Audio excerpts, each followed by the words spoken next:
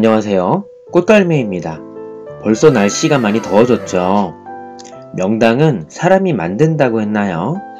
한여름에 베란다 가드닝, 제라늄, 명당에 대해서 얘기해 보려고 하는데요. 여기서 중요한 포인트는 남향 베란다의 경우입니다.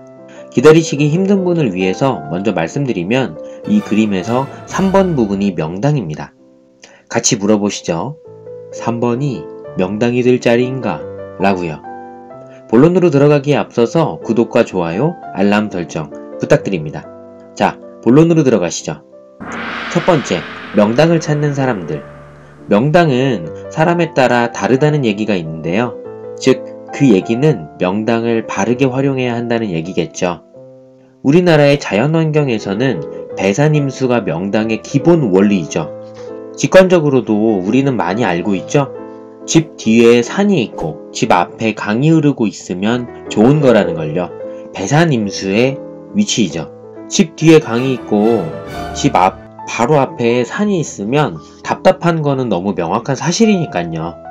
창문을 열었는데 베란다 사시문이 열렸는데 바로 앞에 고속도로가 지나고 있다면 소음과 먼지 등 여러가지 측면에서 좋지 않겠죠. 요즘 시대에는 명당의 개념에 사람이 어떻게 사용하는지의 의미가 추가되는 상황이 되었는데요. 과연 베란다 가드닝을 하는 저희들에게 이 소리가 들렸습니다. 과연 이 자리가 왕이 될 자리인가? 영화 관상에서 이런 명대사가 있었죠? 베란다에서 과연 이 자리가 명당이 될 자리인가? 과연 어느 자리가 베란다 명당인지 살펴보시죠. 두 번째, 명당 자리를 논하는 요소. 우선 식물에게 필요한 각 요소별로 확인을 해야 할 듯한데요. 식물의 성장에 영향을 주는 항목을 생각해 보았습니다. 광량, 통풍, 수분, 물주기죠. 공기 중의 습도, 온도 정도가 있을 것 같습니다. 베란다 가드닝에서 공간적으로 가능한 위치를 생각해 보았는데요. 이 내용을 기반으로 베란다 각 위치별로 각 요소별 컨디션을 생각해 보았는데요. 그리고 베란다에서 실제 가드닝이 가능한 위치도 표시해 보았죠. 일단 물주기는 제외하도록 하겠습니다. 가드너분들이 꼼꼼하게 물을 잘 주신다는 가정하에요. 그리고 그 다음은 광량이 있을 것 같은데요. 세 번째, 광량에 따른 영향. 여름의 광량은 어떨까요? 엄청나게 뜨겁죠. 심지어는 한낮의 볕은 잎을 녹이거나 태우기까지 합니다. 외부, 노지에서는 여리여리 연한 제라늄한테는 조금 버겁겠죠. 일단은 예전 80년도 후반부터 2000년도 초반에 많이 지어진 투베이 아파트를 기준으로 생각해 보겠습니다. 노지 영역은 1번으로 잡았고요. 이 부분은 논의하기 쉽지 않은 부분인데요. 잘못하면 떨어진 화분으로 인해서 굉장히 위험한 상황이 벌어질 수 있고요. 그 모든 책임이 가드너에게 있고 정말 잘 고정을 하고 꼼꼼하게 항시 체크를 해주셔야 합니다. 때로는 아파트 관리 포인트로 외부에 화분을 놓지 못하는 경우도 많거든요. 이 경우는 무조건 빼주어야 하겠죠. 그리고 발코니 영역에서는 4가지의 영역으로 나누어 보았습니다. 일단 발코니는 노지 영역보다 광량이 한번 걸러지는데요. 예전 가니 테스트 했던 거 기억하시죠? 이것도 샤시의 종류와 계절, 빛의 입사각이 달라집니다. 따라서 달라지는데요. 하지만 우리는 대략적인 느낌만 알면 충분한 상황이라서 간단하게 생각해 보겠습니다. 2번 영역부터 창가 쪽에 3번, 그리고 거실 쪽에 4번, 그리고 반대편 끝쪽에 5번이 있습니다. 거실 쪽은 6번으로 세팅을 해보았고요. 우선 좋지 않을 것 같은 영역부터 제거를 해나가 보면요. 거실 안쪽에는 샤시를 2번이나 지나기 때문에 햇볕의 양이 굉장히 많이 줄 거고요. 6번 위치는 한여름 가드닝으로는 적합하지 않다고 생각됩니다. 식물 등 없이는요. 일단 먼저 제거하도록 하겠습니다. 그 다음은 2번과 5번 영역도 굳이 구석 위치가 가운데보다 더 좋다고 생각할 수는 없기 때문에 일단 제외하였고요. 이제 남는 위치는 노지 영역 1번과 베란다 발코니에서 창가 쪽 3번, 그리고 거실 쪽 4번인데요. 이 영역은 한여름의 광량에 영향을 받을 것 같습니다. 한여름의 광량이 부족할까요? 아니면 넘칠까요? 넘치는 광량에 오히려 잎이 타버리곤 하겠죠. 실제로 한여름의 따사로운 태양은 정말 뜨겁습니다. 너무나 뜨거운 광량에 잎이 타버리기도 하는데요. 이 얘기는 노지에서 한낮 정오 무렵에 빛이 따사로운 경우를 말하는 건데요. 베란다로 들어오면 상황이 달라집니다. 이번 영상에서는 남향 베란다를 기준으로 생각해 보려고 하는데요. 각 방향에 따라 상황이 달라지고 일단 제가 탐구하여 연구한 환경이 남향이었기 때문입니다.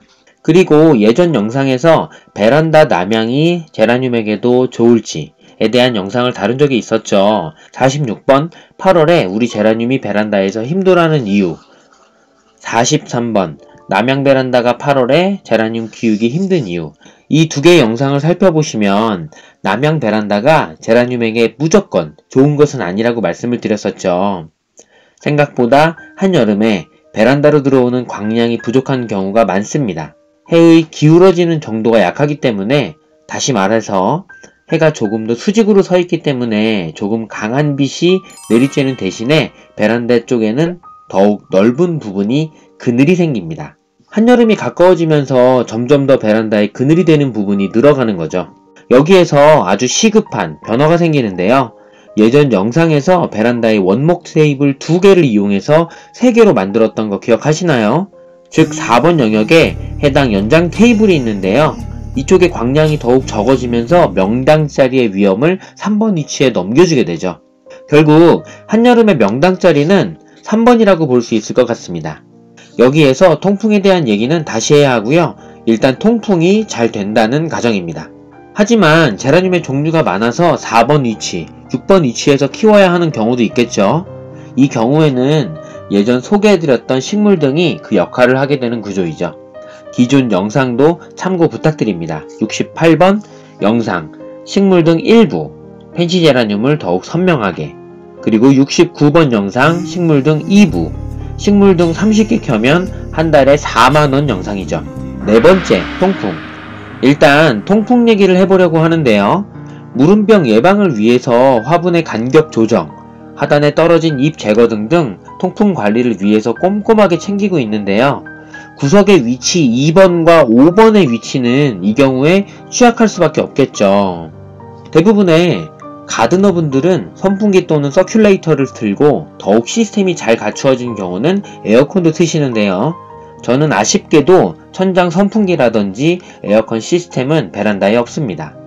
그래서 2개, 3개의 서큘레이터와 선풍기를 이용해서 통풍 관리를 해주고 있고요. 아무리 준비를 하고 대비를 하지만 언제 어느 아이에게 무름병이 올지는 아무도 모릅니다. 통풍 얘기를 이번 영상에 자세히 다루지는 않을 생각인데요. 반응에 따라서 필요하면 추가 영상을 만들도록 하겠습니다. 작년 여름에 업데이트된 영상의 많은 포인트가 통풍이었거든요.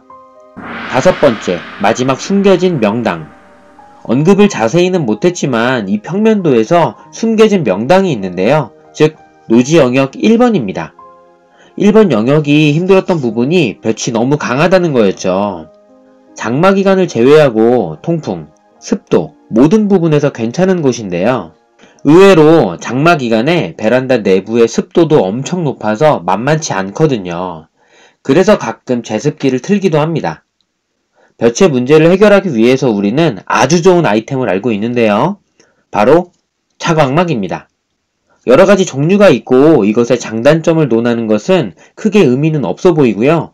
검정색 차광막에 만약 장마기간 또는 비가 오는 경우 제라늄을 그대로 두신다면 빗물을 막을 비닐 등도 생각하셔야겠죠.